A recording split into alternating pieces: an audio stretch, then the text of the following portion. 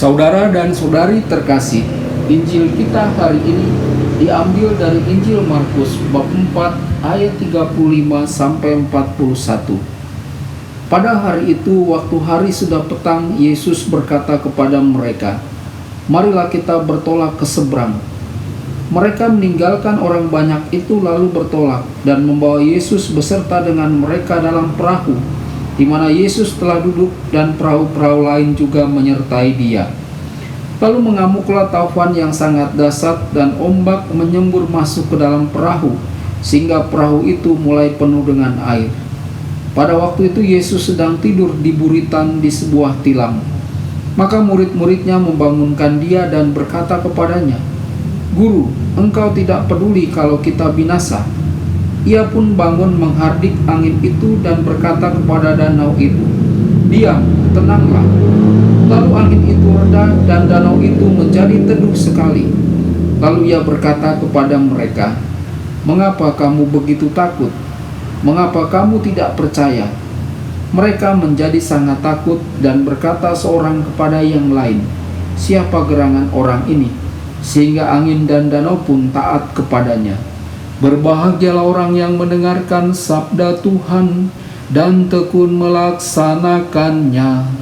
Sabdamu adalah jalan, kebenaran dan hidup kami.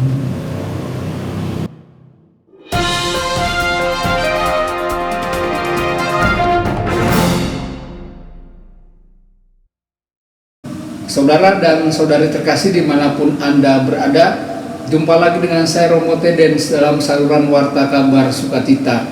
Semoga Anda semua tetap dalam keadaan sehat dan bahagia. Injil kita hari ini diambil dari Injil Markus bab 4 ayat 35 sampai 41. Injil kali ini menggambarkan badai di danau dan Yesus yang tidur di perahu. Kadang-kadang komunitas kita merasa seperti kapal kecil yang tersesat di lautan kehidupan tanpa banyak harapan tiba di pelabuhan. Yesus tampaknya tidur dalam perahu kita karena tidak ada kuasa ilahi yang tampaknya menyelamatkan kita dari kesulitan dan penganiayaan. Saudara dan saudari, mengingat situasi yang tanpa harapan ini, penginjil Markus menyusun beberapa episode yang menyingkapkan bagaimana Yesus hadir di tengah-tengah masyarakat itu. Dalam perumpamaan ini, misteri kerajaan disingkapkan yang hadir dalam kehidupan sehari-hari. Saudara dan saudari, Yesus mulai menyingkapkan misteri tentang kerajaan Allah yang hadir dalam kuasa yang Yesus jalankan dalam mendukung dan menyemangati murid-muridnya, mendukung orang-orang lainnya, dan yang terutama mendukung dan mencintai orang-orang yang dikucilkan dan yang terpinggirkan. Saudara dan saudari, Yesus mengatasi badai laut, lambang kekacauan, dan sesuatu yang tidak dapat dikendalikan oleh manusia sendiri. Sebuah kekuatan berada dalam diri Yesus. Yesus menaklukkan dan mengusir iblis. Karena itu, tidak ada alasan bagi kita para murid untuk memiliki rasa takut. Ayat 35 sampai 36. Titik awal. Mari kita menyeberang ke sisi lain. Hal ini merupakan hari yang berat dengan banyak pekerjaan. Setelah berkhotbah melalui perumpamaan selesai, Yesus berkata, "Mari kita menyeberang ke sisi lain atau bertolak ke seberang." Para murid bersama Yesus naik ke atas perahu. Karena Yesus sangat lelah, Yesus lalu pergi tidur di buritan dengan kepalanya di bantal. Hal ini adalah gambar pertama yang Markus sampaikan kepada kita. Lukisan yang indah tetapi sangat manusiawi. Yesus meminta kita untuk menyeberang ke sisi lain. Dia meminta kita untuk memisahkan diri dari kerumunan orang yang disibukkan oleh konsumerisme dan gosip serta hasrat duniawi. Lalu ayat 37 sampai 38. Situasi yang genting dihadapi para murid dengan ombak yang dahsyat. "Apakah engkau tidak peduli?" kata para muridnya.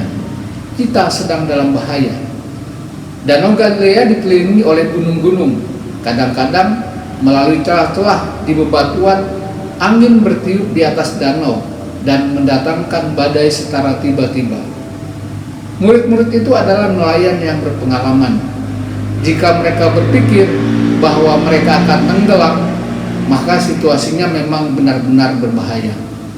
Sementara itu Yesus masih tidur dan tidak bangun. Dia terus tidur. Tidur nyenyak ini bukan hanya tanda kelelahan yang luar biasa, tetapi tidur itu juga merupakan ungkapan kepercayaan akan Allah dan rasa damai di hadapan Allah. Saudara dan saudari, sangatlah kontras sikap Yesus dan sikap para muridnya. Ayat 39-40. Reaksi Yesus. Mengapa kamu masih tidak percaya? Yesus lalu bangun, bukan karena ombak, melainkan karena seruan putus asa dari para muridnya. Yesus menghardik angin itu dan berkata, "Diam, tenanglah." Dan angin itu reda dan danau menjadi teduh sekali. Lalu Yesus berkata kepada murid-muridnya, "Mengapa kamu begitu takut? Kamu masih tidak percaya?" Ayat 41. Melihat kejadian itu, murid-murid Yesus bertanya kepada diri sendiri, "Siapakah gerangan orang ini?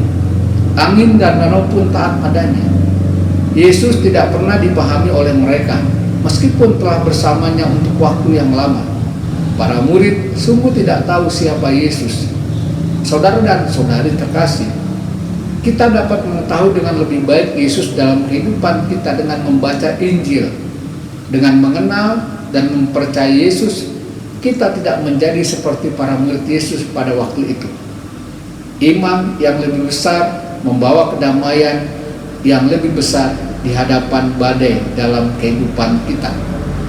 Refleksi pribadi bagi kita melalui firman Allah pada hari ini. Hal-hal apa saja dalam hidup kita yang mengancam hidup kita, dan siapakah yang menyelamatkan kita? Tuhan Yesus memberkati dan menyertai Anda semua. Sabda Allah adalah kebenaran. Sabda Allah adalah kehidupan. Mari kita mencintainya, mari kita menghayatinya. Ya Tuhan yang ku muliakan, sabdamu angkat rasa